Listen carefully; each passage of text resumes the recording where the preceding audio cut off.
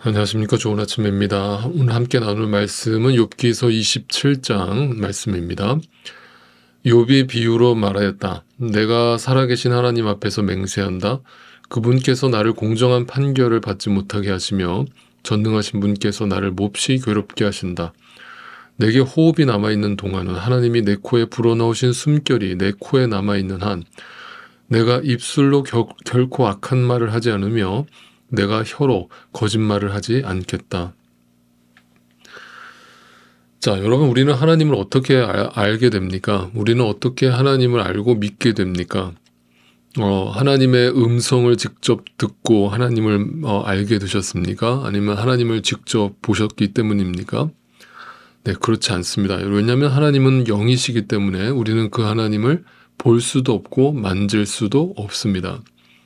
우리는 그럼 어떻게 하나님을 알게 됩니까? 네, 오직 성경 말씀을 통해서 하나님을 알게 됩니다. 물론 이제 하나님이 누구신가라고 하는 진지한 또는 바른 질문을 던질 때에만 성경은 진지한 바른 답을 우리에게 가르쳐 줍니다. 문제는 우리는 성경을 읽으면서조차도 성경이 말하고 있는 하나님에 대해서 관심을 갖기보다는 그 하나님을 내 뜻대로 이용하려고 한다라고 하는 사실입니다. 하나님을 이용하려는 관점에서 성경을 읽으면 성경은 기복적인 성경이 되어버리고 그 성경은 나의 문제 해결을 위해서만 존재하는 어떤 일종의 주문서가 되어버리고 마는 것이죠. 그러면 여러분 그 성경은요, 그때부터 그 순간부터 성경은 우상이 되어버리고 맙니다. 여러분 성경도 우상이 될 수 있습니다. 그래서 우리가 흔히 농담삼아 이런 말을 하지 않습니까? 신약 성경에는 4복음서가 정경에 들어가 있는데 실제로는 5복음서가 있다, 이렇게 얘기를 하는 농담을 많이 들어보셨을 텐데 5번째 복음서가 뭐라고요? 네, 내가복음이라고. 내가복음. 그러니까 말 그대로 내가 만들어낸 하나님, 내가 원하는 하나님을 만들어 놓고 그 하나님을 믿는 것이죠. 그리고 그 하나님을 내가 움직일 수 있다라고 생각하는 겁니다. 쉽게 말해서 하나님을 조작하는 것이죠. 그래서 정말 자칫 잘못하면 교회라고 하는 공동체는, 또 저와 같은 목회자들은 하나님을 조작하는 종교 사기꾼으로 전락해버릴 수가 있습니다. 여러분에게 오늘도 제가 여러분을 위해서 기도하는 것은, 또 저 자신을 위해서도 기도하는 것은 하나입니다. 성령 하나님께서 우리의 눈을 밝혀주셔서 이 거짓과 참을 분별하게 하셔서 오늘날도 거짓 선지자들이 외치는 이 조작된 하나님에 대해서 우리가 끌려다니지 않고 현혹당하지 않고 시간 낭비하지 않고 진짜 성경에서 말하고 있는 참 하나님을 알아서 그 하나님이 주시는 믿음을 가지고 온전히 그 하나님의 뜻대로 살아갈 수 있게 되기를 주님의 이름으로 축원합니다. 근데 또 이런 얘기를 드리면 어떤 분들은 목사님 그 말이 틀린 말씀은 아니지만 좀 말씀이 지나치시네요. 설마 이 땅의 교회들이 하나님을 조작하려고 하겠습니까?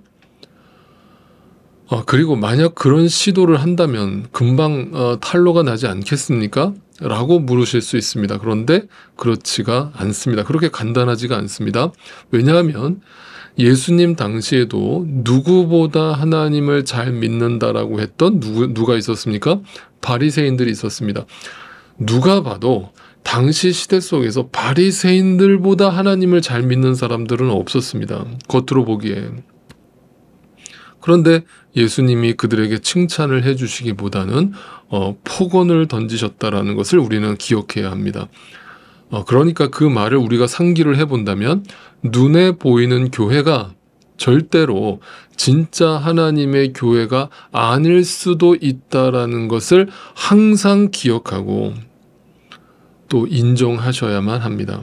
그리고 분별하셔야 합니다. 그것을 가지고 오늘날도 기독교 역사 내내 사탄은 우리에게 장난질을 치고 있기 때문입니다. 다시 말하면 오늘날 교회라고 하는 공동체 안에서 얼마든지 하나님을 알지도 못하고 믿지도 않으면서도 신앙생활을 할 수 있고, 그 신앙생활을 또 하게 만들고 모든 봉사와 구제와 또 심지어 선교 사역까지도 뛰어들게 만들지만 사실상 그것조차도 우상화해서 자기 의로 포장해버리고 말더라는 것입니다. 그것이 바로 오늘날 교회들이 우리를 하나님을 조작하고 우리를 속이고 있는 일들이죠. 물론 모든 교회가 다 그렇다라는 얘기를 하는 것이 절대 아닙니다.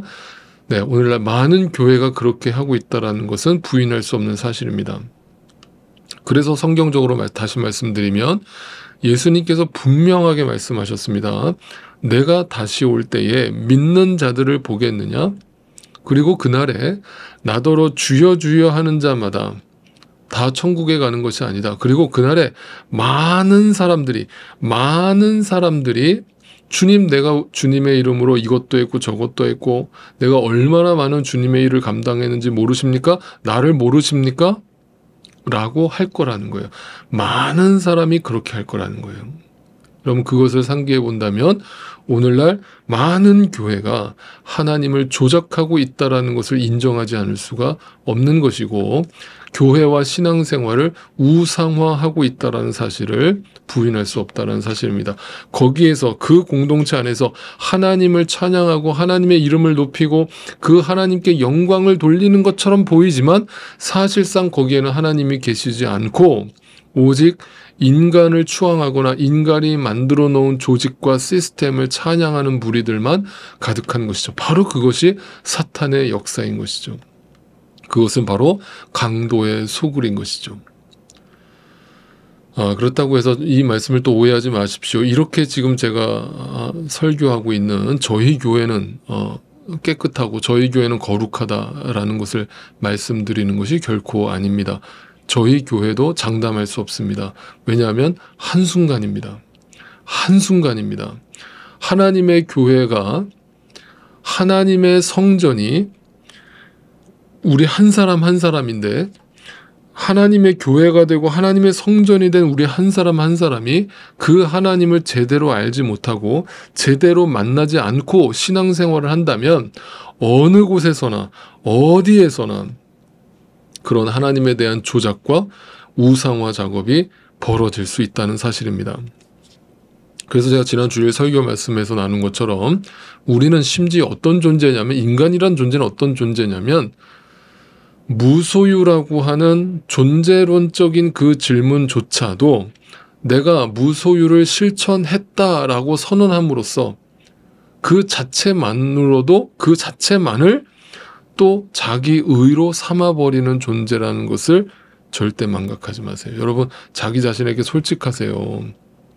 우리는 선을 행하면서도 그 선조차도 자기 의로 만들어버리는 존재라고요. 자기 영광으로 취하는 존재라고요. 그게 바벨탑이라고요. 진짜 사랑은 자신을 죽이는 것이고 자기 부인을 이루는 것입니다. 자기 부인은 자기를 드러내지 않는 것입니다.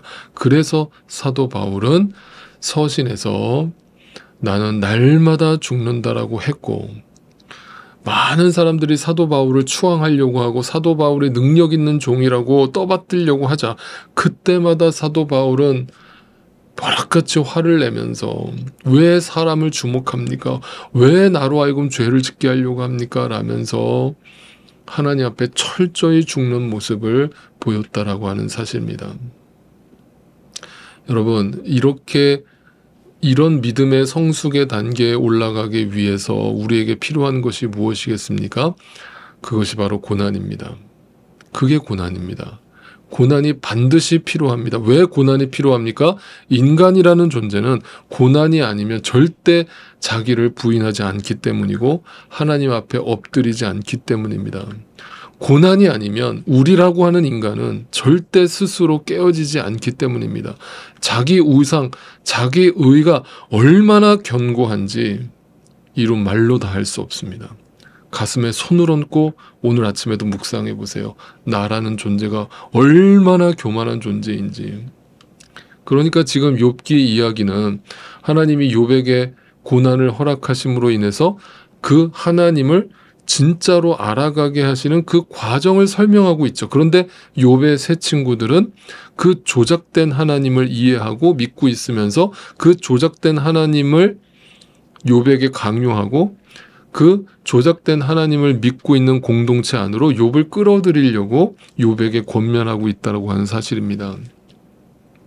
그런데 욥은 지금 그 친구들의 말에 넘어가지 않고 분별하여서 아니다. 분명 하나님은 지금 나에게 뭔가 하나님 자신을 분명하게 알려주시려고 나에게 이 고난을 주고 계시다라면서 나를 깨트리고 계시다라는 것을 보고 있는 것입니다. 그래서 욥기는 욥이 하나님 앞에서 철저하게 자기 부인을 이룬 상태에서 하나님의 눈을 뜨게 되었다라는 것을 말해주고 있는 것입니다. 그것이 성경이 말하는 성화입니다. 여러분, 성화라는 말을 자꾸 우리가 오해하시는데 성화는 우리가 정금같이 되는 것이 아니라고 제가 지난주에도 말씀드렸습니다. 우리가 순금이 되는 것이 아니라고 그랬습니다. 우리는 절대 정금이 될 수 없습니다. 우리는 그저 질그릇입니다. 그러면 성화가 뭐라고 그랬습니까? 이 고난을 통해서 하나님을 알아가면 알아갈수록 자기 부인을 이루면 이룰수록 나는 질그릇이라는 것을 분명하게 알게 되고 그럼에도 불구하고 나 같은 질그릇과 같은 하찮은 존재 위에 아무것도 아닌 나 위에 내 안에 보배가 담겼다라는 것을 더 분명하고 선명하게 보면서 믿어지게 되는 순간 그것을 성화라고 하는 것입니다. 그래서 여러분, 우리의 믿음이 자라면 우리의 열심이 더 나오는 게 아니라 우리의 믿음이 자라면요, 내 안에 그 보배가 되신 정금이 되신 예수 그리스도가 더 크게 보이기 시작합니다. 그분이 나의 우선순위로 보이기 시작합니다. 그분이 나의 찬양의 대상이시며 찬양의 이유이시며 내 삶의 목적이시며 우선순위로 보이기 시작합니다. 그것이 성화를 이룬 자의 삶이고 믿음이 성숙한 자의 신앙생활인 것입니다. 여러분, 아직까지 그 예수 그리스도가 내 안에서 선명하게 보이지 않고 희미하고 불투명하게 보인다면 대충 조작된 하나님을 믿고 따르려고 하지 마시고 하나님이 여러분에게 고난이라는 시간을 허락하셔서 여러분을 깨트리고 부수실 때 그것을 축복으로 여기시고 주님 앞에서 산산조각 깨어지고 부서지셔서 그 하나님을 더 명확하게 선명하게 보게 되어지시기를, 그런 저와 여러분이 되어지시기를 주님의 이름으로 축복합니다.